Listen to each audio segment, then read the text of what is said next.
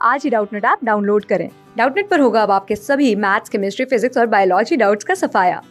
बस अपने क्वेश्चन की फोटो खींचो, उसे क्रॉप करो और तुरंत वीडियो सोल्यूशन पाओ। Download now.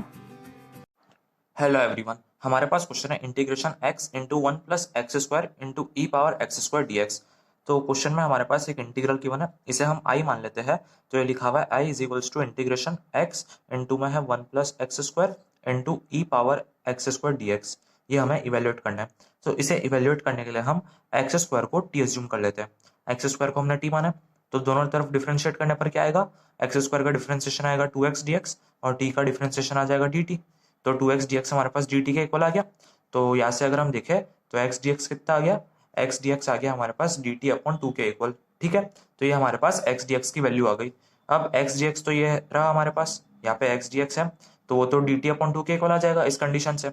और एक्स स्क्वायर को हमने t माना है, तो अब इंटीग्रल बन गया इंटीग्रेशन, यहाँ पे वन प्लस एक्स स्क्वायर है तो वो बन गया वन प्लस टी, फिर इनटू में है ई की पावर एक्स स्क्वायर तो बन गया ई पावर टी, और इनटू में है एक्स डी एक्स, तो एक्स डी एक्स तो डी टी अपॉन टू के इक्वल आया था, तो यहाँ पे हमने डी टी लिख दिया, और अपॉन में टू है तो उस टू को हमने बाहर ले लिया डिवाइड में, क्योंकि टू एक कॉन्स्टेंट है।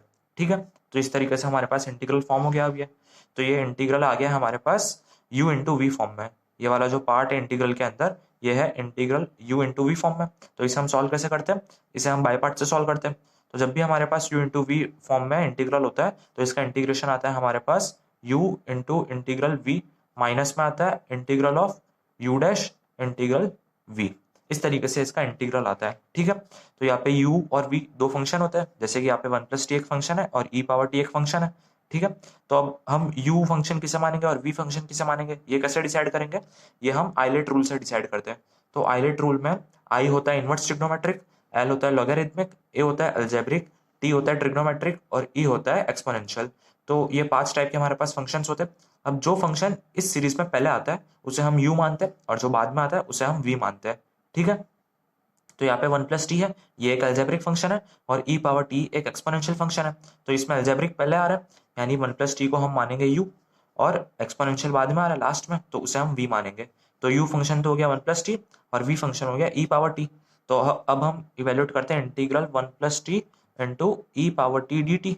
ठीक है, तो ये क्या आएगा, इस फॉर्मूला से u हम बाहर लिख देंगे जो कि है वन प्लस टी, फिर इंटीग्रेट करेंगे हम ई पावर टी को, तो ये यहाँ पे डी टी भी आएगा, फिर माइनस में होगा इंटीग्रल ऑफ u डैश, तो u तो वन प्लस टी है, वन प्लस टी का डिफरेंशिएशन क्या आएगा, वो आएगा वन, फिर इंटू में है integral of E power t d T, तो ये ई पावर टी डी टी आ गया।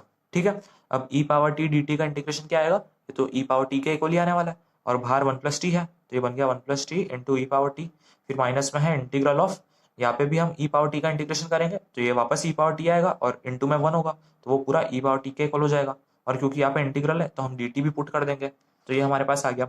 अब वापस हम ई पावर टी डी टी का इंटीग्रल करेंगे तो ये तो ई पावर टी के इक्वल ही आएगा, तो ये बन गया one plus t into e power T, minus में आ गया ई पावर टी। ठीक है, और प्लस में हम कांस्टेंट सी भी कर देंगे क्योंकि ये इंडेफिनेट इंटीग्रल है, तो ये पूरा हमारे पास इस इंटीग्रल की वैल्यू आ गई।